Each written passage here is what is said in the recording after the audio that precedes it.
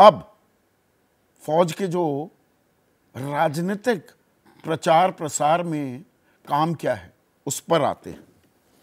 एक the army rules 1954, सेना के कुछ नियम हैं 1954, और यह एक्ट क्या कहती है? No person subject to the act shall, कोई भी व्यक्ति जो इस अधिनियम, इस कानून के दायरे में आता है, वो क्या नहीं कर सकता? अटेंड, एड्रेस, ना शामिल हो सकता है, ना संबोधन कर सकता है, और take part in any meeting और demonstration held for a party और एनी पॉलिटिकल पर्पस। वो ऐसी किसी भी बैठक, सभा या रैली का हिस्सा नहीं हो सकता जो किसी पार्टी से जुड़ी हो या जिसमें कोई राजनीतिक संदेश हो, जिसका राजनीतिक मकसद हो, और belong to or join or subscribe in aid of any political association or movement. तो ये तो राजनीतिक काम हो रहा है। और इनमें जितनी तमाम ये स्कीमें हैं उस पर आप गौर करेंगे, ये सारी स्कीमें, इसमें मनरेगा का जिक्र नहीं है। ये सब 2014 के बाद मोदी सरकार पार्ट 1 और पार्ट 2 में लागू की गई योजनाएं हैं।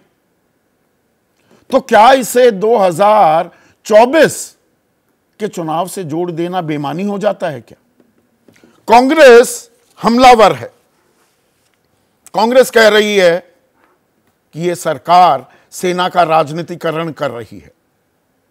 इससे ज्यादा देश के लिए घातक कुछ नहीं हो सकता। 9.5 साल की सरकार के दौरान महंगाई, बेरोजगारी और सभी मोर्चों पर विफल रहने के बाद मोदी सरकार अब सेना से अपना राजनीतिक प्रसार और प्रचार करने का बेहद घटिया प्रयास कर रही है। सेना का राजनीतिकरण करने का यह प्रयास बेहद खतरनाक कदम है, और वो राष्ट्रपति द्रौपदी मुर्मू, क्योंकि हमारे देश में जो प्रेसिडेंट, जो राष्ट्रपति होता है, he is the commander in chief. तीनों सेनाओं का जो प्रमुख है वो दरअसल हमारे राष्ट्रपति होते हैं, कि इस कदम को वापस ले लिया जाए।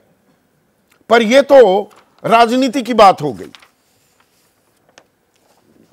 हमारे प्राउड एंड ब्रेव फौजीज वो क्या कहते हैं? पूर्व सेना अध्यक्ष रह चुके जनरल वीपी मलिक वो कहते हैं कि राजनीति से दूर रहना चाहिए और उनके राजनीतिकरण का कोई प्रयास नहीं किया जाना चाहिए। नौसेना प्रमुख रह चुके एडमिरल अरुण प्रकाश रिटायर्ड वो कहते हैं कि ऐसा कार्यक्रम है जिस पर कभी विचार नहीं किया जाना चाहिए। इसका सेनाओं पर नकारात्मक और दीर्घकालिक प्रभाव पड़ेगा। और इसकी एक मिसाल भी है हमारे पास, हमारे पड़ोसी दोनों तरफ के, चीन और पाकिस्तान। पाकिस्तान के बारे में तो कहा ही जाता है कि वो 3A चलाते हैं उसे, अमेरिका, अल्लाह और आर्मी। आर्मी का दखल रहता है राजनीति में। जो सरकार अच्छी नहीं लगती, उसके कहने अनुसार नहीं चलती, तो गिरा देती है आर्मी, और वहां तानाशाही आ जाती है। और चीन में पीपल्स लिबरेशन आर्मी कहने को वो आर्मी है, लेकिन सरकारी कामकाज में उसका अच्छा खासा दखल है, उसका इस्तेमाल होता है, सुरक्षा में नहीं। तो क्या हम उस ओर भी जाते दिख रहे हैं? यह अपने आप में बहुत ही अहम सवाल हो जाता है, और इसी पर आज हम चर्चा भी करेंगे। ऐसे में आज का सीधा सवाल और उसकी बानगी मैंने शुरुआती संबोधन में आपके सामने पेश की है। सरकारी प्रचार का काम सेना के नाम, और सेना का राजनीति से क्या लेना देना? किस राह पर हम जा रहे हैं?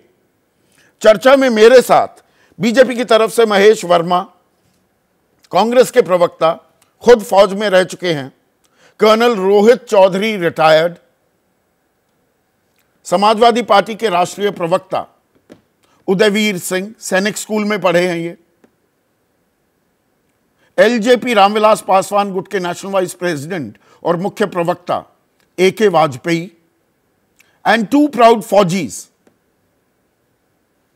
Lieutenant general Sanjay Kulkarni retired, और यहां तिरंगे की भी बात मैं जरूर करना चाहूंगा, हर बार करता हूं और करता रहूंगा।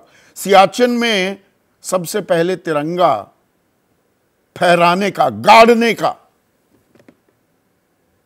जो सम्मान प्राप्त हुआ वो जनरल कुलकर्णी को था। और major general Bishambar Dayal retired भी इस चर्चा में जुड़ चुके हैं। जैसे ही घड़ी का काटा दोपहर 2:30 पे आए, बबीता जी का दिल सास बहू साजिश के लिए मचल जाए।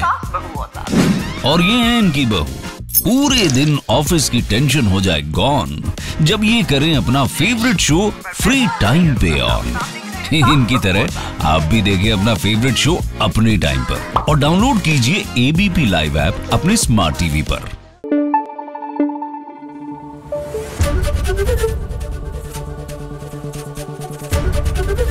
एबीपी न्यूज आपको रखे आगे।